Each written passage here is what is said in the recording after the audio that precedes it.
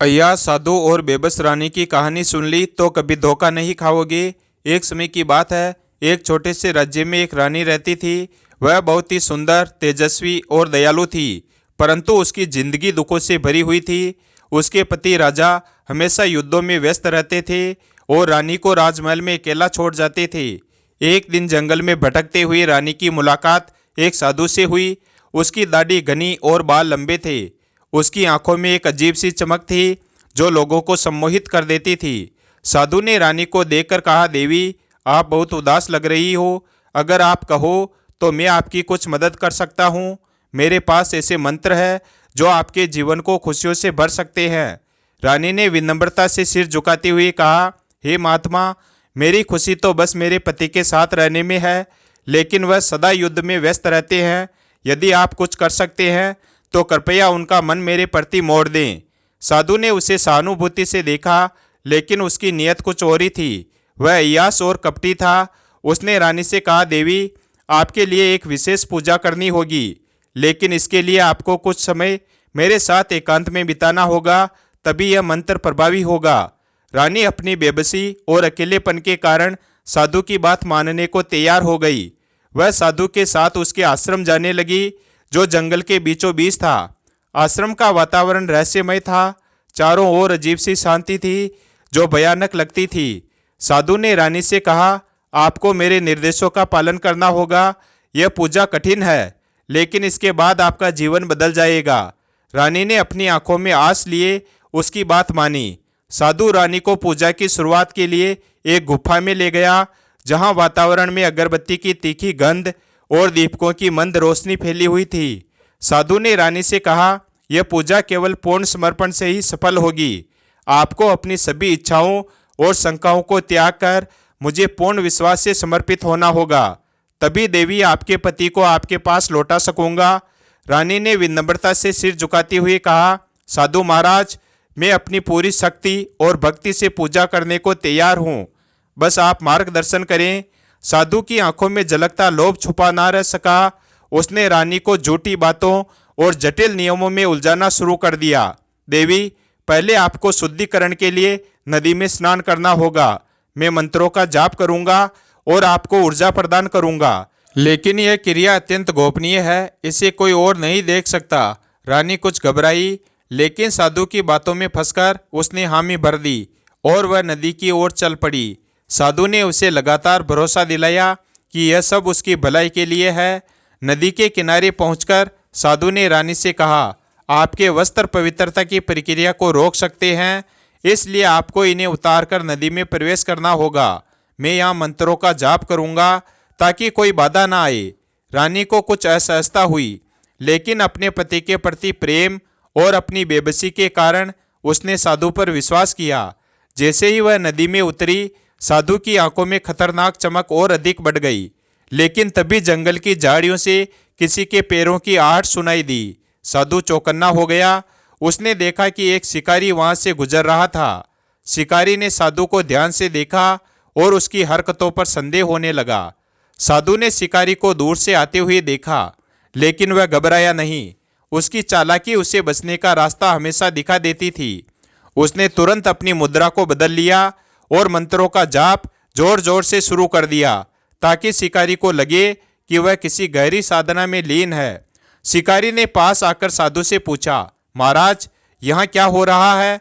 यह स्थान तो बहुत सुनसान है। आप किस लिए यहाँ आए हैं? साधु ने बड़े संयम से जवाब दिया, पुत्र, मैं देवी माँ के विशेष आह्वान के लिए यहाँ आया हूँ। यह रानी माता है जो अपने पति के कल्याण के लिए महान तपस्या कर रही है।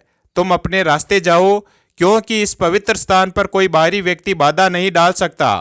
शिकारी ने रानी को देखा, जो नदी के पानी में खड़ी थी और दिखने में घबराई हुई लग रही थी, लेकिन रानी कुछ बोलने की स्थिति में नहीं थी, क्योंकि साधु ने पहले ही उसे समझा दिया था कि यदि उसने पूजा में बाधा डाली तो उसकी सारी मेहनत बेकार हो जाएगी। शिकारी को थोड़ी शंका हुई, लेकिन साधु के आत्मविश्वास और स्वरूप ने उसे शांत कर दिया और वह सिर झुकाकर वहां से चला गया। साधु अब अपने आप में और अधिक आश्वस्त हो गया। उसने रानी से कहा, देखा देवी, देवी माँ स्वयं आपकी रक्षा कर रही है। अब आप बिना किसी भय के पूरी तरह से इस प्रक्रिया में लीन हो जाइए। बस कुछ ही समय में आपका कष्ट समाप्त हो जाएगा। रानी ने साधु की बात मान ली और उसकी आज्ञा का पालन करने लगी। साधु उसकी बेबसी का फायदा उठाने की योजना को और गहराई से बुनने लगा। उसने रानी को पूजा की और भी जटिल विधियां बतानी शुरू की, जिनका कोई मतलब नहीं था। जैसे जैसे समय बीतता गया, रानी का मन भीतर से बेचैन हो रहा था, लेकिन वह अपनी हालत को बदलने की ताकत नहीं जुटा पा रही थी।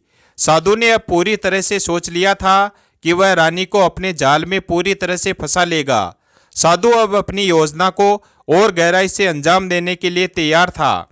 उसने रानी से कहा, अब देवी माँ को प्रसन्न करने के लिए अंतिम और सबसे कठिन चरण आरंभ करना होगा। आपको अपनी आत्मा और शरीर को पूरी तरह से त्यागना होगा। केवल तभी यह अनुष्ठान सफल होगा। यह साधना आपकी इच्छाओं को साकार कर देगी। रानी अब तक पूरी तरह से साधु की बातों में उलझ चुकी थी। उसकी आंखों में अपने पति के प्रति प्रेम और खोई हुई खुशी को पाने की उम्मीद थी। वह साधु के हर निर्देश को मानने के लिए तैयार हो गई। साधु रानी को गुफा के भीतर एक विशेष कक्ष में ले गया, जहां चारों ओर मध्यम रोशनी में अजीब से प्रतीक चिन्ह बने हुए थे। अचानक से राजा भी वहीं आ पहुंचा। राजा को थोड़ा संदेह हुआ, लेकिन रानी के बार बार आग्रह करने पर वह मान गया। जैसे ही राजा और रानी आश्रम में पहुंचे तो साधु ने खुद को छिपाकर अपनी योजना को अंजाम देना शुरू कर दिया। उसने अपने शिष्यों से कहा कि वह राजा के ध्यान को और पूजा में उलझाए रखें, जबकि वह रानी से अकेले मिलने की कोशिश करेगा। रानी, जो आश्रम के शांत वातावरण से प्रभावित थी, अकेले में साधना करने के लिए एकांत कक्ष में चली गई। साधु ने यह मौका देखा और धीरे धीरे उसके कक्ष की ओर बढ़ा। उसने सोचा कि इस बार मैं रानी को अपने वश में कर ही लूंगा और राजा को मेरी चालों का पता भी नहीं चलेगा। लेकिन तभी राजा को किसी सैनिक ने आकर बताया कि साधु वास्तव में जेल से भागा हुआ एक मुजरिम है और यह सब उसी का जाल हो सकता है। राजा ने तुरंत अपनी तलवार उठाई और रानी की ओर दौड़ा। साधु धीरे धीरे रानी के कक्ष की ओर बढ़ा। उसने अपनी चालाकी से पहले ही उस कमरे के पास अपने शिष्यों को तैनात कर दिया था, ताकि कोई भी वहां आ ना सके। रानी ध्यान की मुद्रा में बैठी थी, अपने जीवन के संघर्षों और पति के प्रति प्रेम को याद करते हुए। साधु ने कक्ष में प्रवेश किया और गहरी आवाज में बोला, देवी, आपकी भक्ति और तपस्या से मैं बहुत प्रभावित हूँ। देवी माँ ने मुझे आपके पास भेजा है ताकि मैं आपके जीवन को सुख शांति से भर दूं। रानी ने आंखें खोलकर देखा तो साधु को देखकर चौंक गई। वह असमंजस में थी। वह बोली, आप, मुझे तो लगा कि आपको राजा ने दंड दिया है। आप यहाँ कैसे पहुँचे? साधु ने तुरंत अपनी चालाकी का सहारा लिया और उसने हाथ जोड़ते हुए कहा, देवी, राजा ने मुझे गलत समझा। मैंने कभी आपका बुरा नहीं चाहा। मैं तो आपकी और महाराज की भलाई के लिए ही कार्य कर रहा था। लेकिन अब मैं सीधे देवी माँ का संदेश लेकर आपके पास आया हूँ। उन्होंने कहा है कि यदि आप मेरी बात मानोगी तो आपके जीवन की सारी समस्याएं समाप्त हो जाएगी। रानी अब भी शंका में थी, लेकिन साधु की बातों और उसकी रहस्यमयी उपस्थिति ने उसे विचलित कर दिया। रानी ने पूछा, कैसी बात? क्या देवी माँ सचमुच मेरी मदद करना चाहती है? साधु ने मुस्कुराते हुए कहा, हाँ, लेकिन इसके लिए आपको अपने मन और शरीर को पूरी तरह से मुक्त करना होगा। आपको ये विश्वास करना होगा कि मैं केवल आपका मार्गदर्शक हूँ। आपकी मुक्ति और सुख शांति मेरी साधना से ही संभव है। धीरे धीरे साधु ने अपनी मीठी बातों से रानी का भरोसा जीत लिया। उसने रानी को यकीन दिलाया कि राजा और राज्य की भलाई के लिए यह सब जरूरी है। उसने रानी को ध्यान और पूजा के नाम पर और गहराई से अपने जाल में फंसा लिया। इस बीच राजा, जो सैनिकों से सूचना पाकर रानी को बचाने के लिए आश्रम की ओर दौड़ा था, वहां पहुंचने में देर कर चुका था। जब राजा ने आश्रम में प्रवेश किया तो शिष्यों ने उसे रोकने की कोशिश की। राजा को यह समझते देर नहीं लगी कि यह सब एक गहरी साजिश का हिस्सा है। साधु ने रानी को पूरी तरह अपने वश में करने के लिए अंतिम कदम उठाने का सोचा। उसने कहा, अब आपको इस कक्ष में मेरे साथ अंतिम अनुष्ठान करना होगा। इसके बाद देवी माँ का आशीर्वाद आपके जीवन को बदल देगा। बस आपको मेरी हर बात माननी होगी। साधु ने अपनी बातों से रानी को पूरी तरह से अपने वश में कर लिया। उसने रानी को यह यकीन दिला दिया कि राजा का भविष्य और पूरे राज्य की भलाई केवल उसके विशेष अनुष्ठान पर निर्भर करती है। रानी जो पहले से अपने पति और राज्य के प्रति अपनी जिम्मेदारियों को लेकर चिंतित थी, साधु की बातों में पूरी तरह फंस गई। साधु ने रानी से कहा, देवी माँ चाहती है कि आप और मैं मिलकर यह अनुष्ठान पूरा करें। यह अनुष्ठान आपकी शक्ति को जागृत करेगा और आप अपने पति के जीवन में हर कठिनाई को दूर कर पाएगी। बस आपको मेरी हर बात माननी होगी। साधु ने रानी से कहा कि राजा को इस अनुष्ठान के बारे में कुछ भी ना बताया जाए। महाराज को अभी यह सब समझाना मुश्किल होगा। देवी माँ ने कहा है कि यह अनुष्ठान गोपनीय होना चाहिए, अन्यथा इसका प्रभाव समाप्त हो जाएगा। रानी जो साधु की बातों में पूरी तरह से उलझ चुकी थी, ने राजा को कुछ भी बताने से मना कर दिया। साधु ने रानी के मन में यह भ्रम भी डाल दिया कि राजा शायद इस अनुष्ठान को समझ नहीं पाएंगे और इसे विफल कर देंगे। साधु ने रानी के साथ कई झूठे अनुष्ठान शुरू किए, जिनमें उसे मानसिक और शारीरिक रूप से थकाने की कोशिश की। वह चाहता था कि रानी इतनी कमजोर हो जाए कि वह पूरी तरह से उसकी बात माने। उसने रानी से कहा, अब आप देवी माँ के आशीर्वाद के बिल्कुल करीब हैं, बस अंतिम चरण पूरा करना बाकी है और फिर आपकी सारी समस्याएं समाप्त हो जाएगी। साधु ने अपने शिष्यों से कहा कि राजा को आश्रम के मुख्य द्वार पर रोक दिया जाए। उन्होंने राजा को यह कहकर बहकाने की कोशिश की कि रानी गहन साधना में लीन है और उन्हें परेशान करना अनुष्ठान के लिए हानिकारक होगा। इस बीच साधु ने रानी को अपने वश में करने की योजना को और तेज कर दिया। उसने रानी से कहा, आपका त्याग और समर्पण ही आपके पति को देवी माँ का आशीर्वाद दिला सकता है। साधु ने रानी को पूरी तरह से अपने जाल में फंसाने के लिए अपनी बातों में और भी मिठास और विश्वास का मिश्रण कर दिया। उसने रानी से कहा, देवी माँ की कृपा तभी प्राप्त होगी जब आप अपनी सभी शंकाओं और सीमाओं का त्याग दें। यह आपका अंतिम और सबसे महत्वपूर्ण चरण है। बस आप मुझे अपना मार्गदर्शक माने और देवी माँ का आशीर्वाद तुरंत मिलेगा। रानी जो पहले से ही मानसिक रूप से कमजोर हो चुकी थी, अब पूरी तरह से भ्रमित और असहाय थी। उसे अपनी भक्ति और अपने पति के लिए किए जा रहे प्रयासों में कुछ भी गलत समझ में नहीं आ रहा था। साधु की बातें उसे कहीं ना कहीं सत्य लग रही थी। उसने सोचा, अगर यह सचमुच मेरी और मेरे पति की भलाई के लिए है तो मुझे इसमें कोई बाधा नहीं डालनी चाहिए। साधु ने अपनी योजना को अगले चरण में ले जाते हुए रानी से कहा, अब आपको अपने समर्पण का अंतिम प्रमाण देना होगा। यह एक पवित्र और दिव्य प्रक्रिया है। आप केवल मेरी बातों का अनुसरण करें। रानी ने थोड़ी हिचकिचाहट के साथ सहमति दे दी। साधु ने गुफा में एक विशेष अनुष्ठान का आयोजन किया। उसने चारों ओर मंत्रों का जाप करना शुरू कर दिया और अपने शिष्यों को निर्देश दिया कि कोई भी इस प्रक्रिया के दौरान गुफा के पास ना आए। यह सब कुछ रानी को और भी असहाय महसूस कराने के लिए था, ताकि वह पूरी तरह से उसके नियंत्रण में आ सके। जैसे जैसे अनुष्ठान बढ़ता गया, साधु ने रानी को झूठे नियमों और प्रक्रियाओं में और उलझा दिया। उसने उसे विश्वास दिलाया कि अगर वह साधु के निर्देशों का पालन नहीं करेगी तो उसका पूरा जीवन शापित हो जाएगा और उसके पति को कभी शांति नहीं मिलेगी।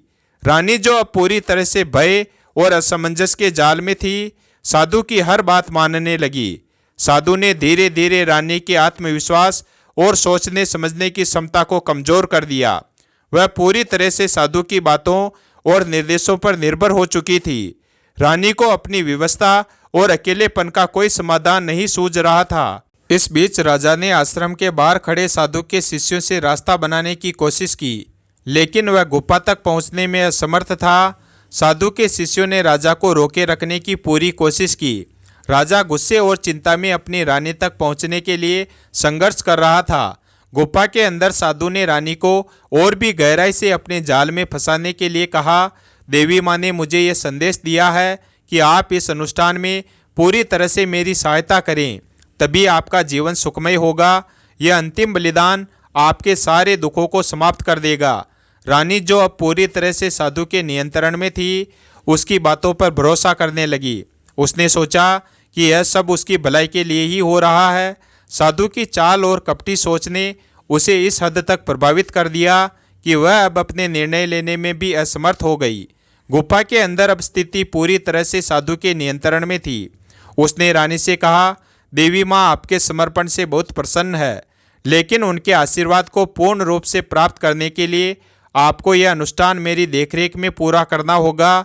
आपकी तपस्या ने पहले ही देवी माँ को प्रसन्न कर दिया है, बस अंतिम चरण शेष है। रानी, जो पहले ही भय और असमंजस में थी, अब पूरी तरह से साधु की बातों में आ चुकी थी। उसने अपनी आंखें मूंद ली और साधु के निर्देशों का पालन करने लगी। साधु ने रानी के विश्वास और उसकी असुरक्षा का फायदा उठाते हुए उसे मानसिक और भावनात्मक रूप से और कमजोर कर दिया।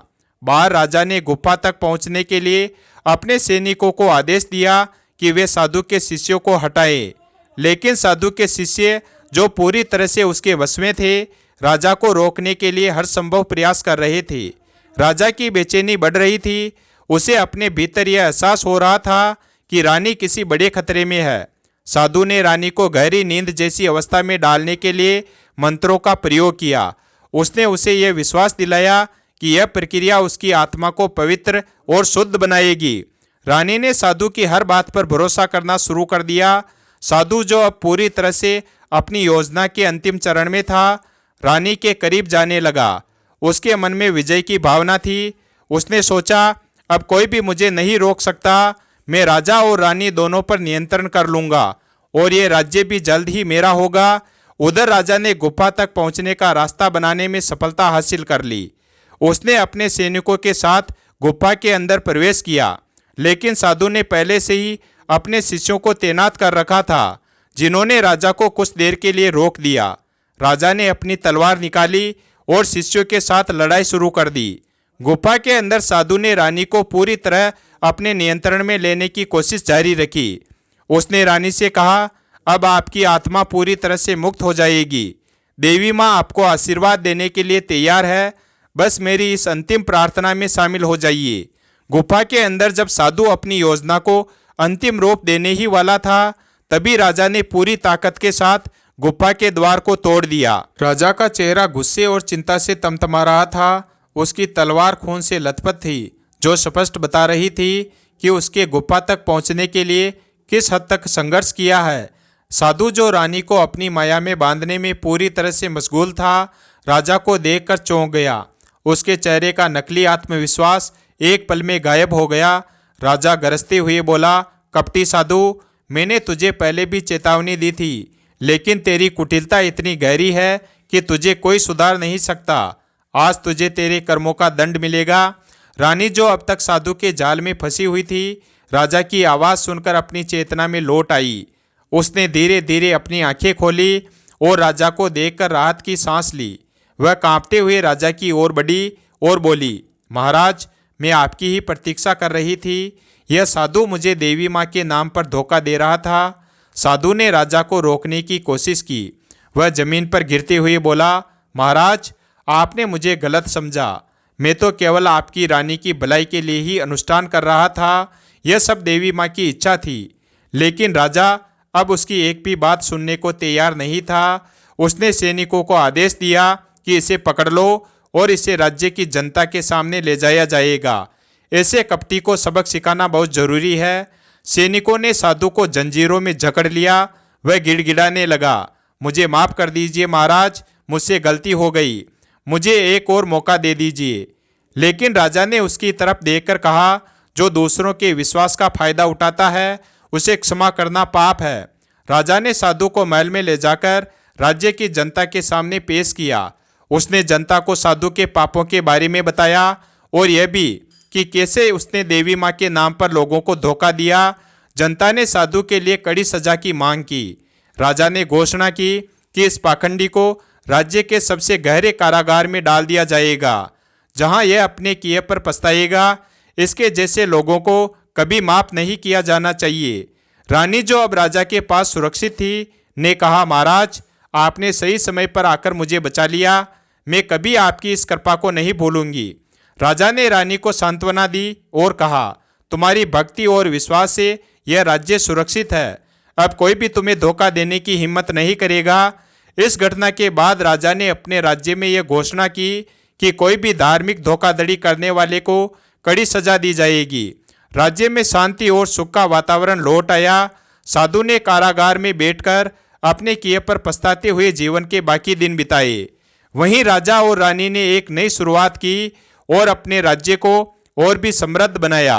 वीडियो अगर पसंद आया हो तो वीडियो को लाइक करें और हमारे चैनल शिव भक्त को सब्सक्राइब करें और अपने दोस्तों के साथ शेयर करें। धन्यवाद।